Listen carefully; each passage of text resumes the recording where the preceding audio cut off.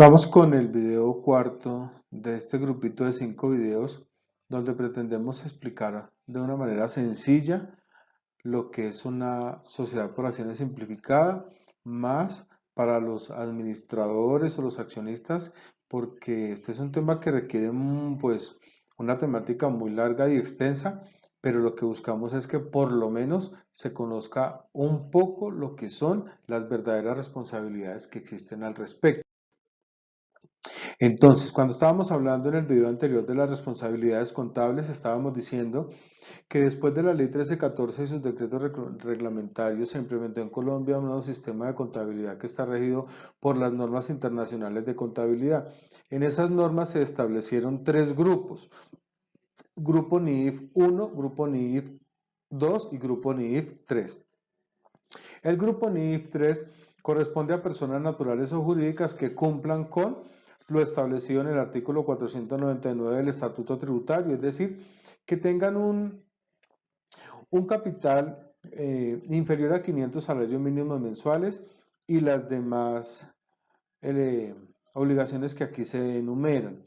Lo que yo busco no es especializar a nadie en este tema, sino darle por lo menos el entendimiento de que como administrador debe establecer unas políticas contables donde se autoclasifique la empresa en el grupo 3, 2 o 1. El grupo 3 es más pequeño, el grupo 2 digamos que es el grupo mediano, que tiene unos ingresos iguales o superiores a 6.000 salarios mínimos mensuales legales vigentes en el último año, y el grupo NIF es el de las grandes empresas que cotizan en bolsa.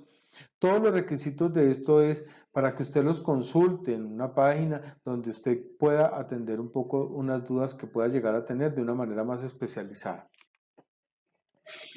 Dentro de las responsabilidades que tienen los administradores, entonces, está emitir unos estados financieros. Mire que dependiendo del grupo NIF al que pueda pertenecer la empresa, asimismo existirán unos estados financieros que se deben emitir de manera obligatoria. Por ejemplo, el estado de situación financiera lo deben emitir los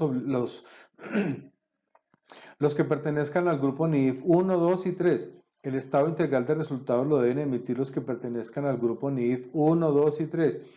Los estados a las notas a los estados financieros y las revelaciones de NIF las deben emitir todos los que pertenezcan al 1, 2 y 3, es decir, todos.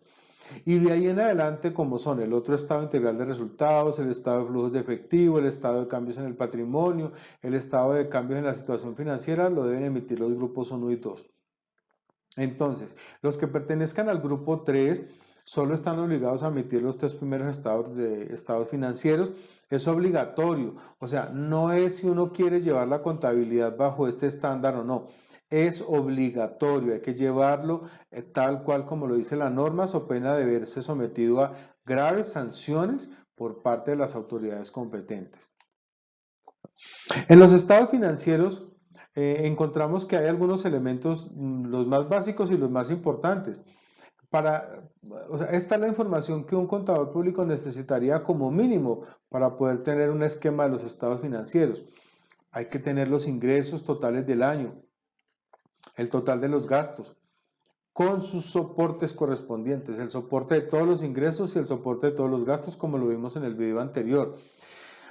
Hay que tener establecido el patrimonio total de la empresa, hay que tener el total de los activos, hay que tener el total de los pasivos, hay que tener las utilidades generadas dentro de los años anteriores. Esta información es la que le permite al contador público poder construir los estados financieros de una manera fehaciente. Las cifras no pueden ser inventadas, las cifras deben corresponder a la realidad. Es decir, si la empresa tiene unos activos que tienen un valor económico al 31 de diciembre, hay que establecer cuál fue la metodología sobre la cual se estableció el valor de esos activos. ¿Cuánto valía la casa? ¿Cuánto valía el local comercial? ¿Cuánto valía el bus? ¿Cuánto valía el taxi? La motocarro. ¿Cuál fue el método de evaluación? ¿Cuál fue el método de depreciación? Todos esos elementos deben estar contemplados dentro de las políticas contables que se tienen que elaborar para poder cumplir con las obligaciones tributarias y financieras. ¿Los ingresos qué son?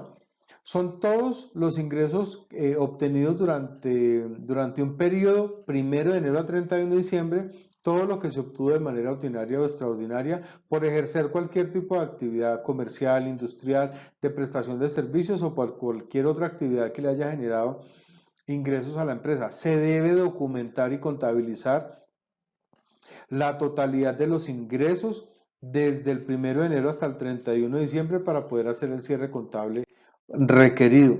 Los gastos son todos los pagos, compras, nóminas, arrendamientos, gastos, costos, todo lo que se haya pagado durante el año que corresponda a la operación de la empresa.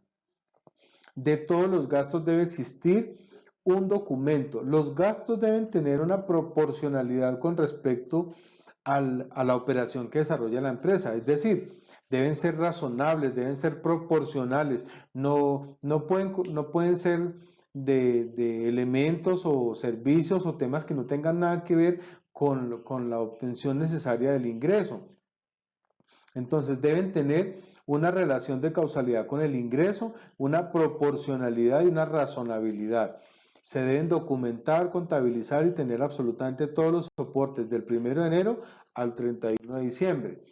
Se debe establecer cuál es el patrimonio de la empresa, cuáles son las acciones que tiene, cuántas tiene, quién las tiene, cuánto valen, cuál es el valor actual, qué dividendos han recibido, qué utilidades hay generadas sin distribuir, qué utilidades hay por distribuir, qué utilidades ya se distribuyeron, si hay pérdidas, en fin. El total de los activos. Se debe establecer la totalidad de los activos al 31 de diciembre que poseía la empresa con el valor razonable y con la depreciación que hayan tenido por el uso, el desgaste, el deterioro, bueno, lo que le corresponda a cada uno de los activos o bienes que posea la empresa. Se deben establecer la totalidad de los pasivos, es decir, lo que se le deba a los trabajadores, a los bancos, a los proveedores. Todo lo que sean deudas de la empresa se tienen que establecer con corte al 31 de diciembre para poder llevarlo a los estados financieros. Se debe determinar cuál es la utilidad de acuerdo a esto se establece ya después de hacer el balance y cuáles serán las utilidades que se van a poder distribuir en el año que está corriendo. Esta es la información que como mínimamente deben contener los estados financieros y es importante que el empresario sea disciplinado, no solamente para estar haciendo los soportes que corresponden, sino para mantenerla de manera ordenada y fidedigna que permita la elaboración de los estados financieros de manera adecuada y oportuna.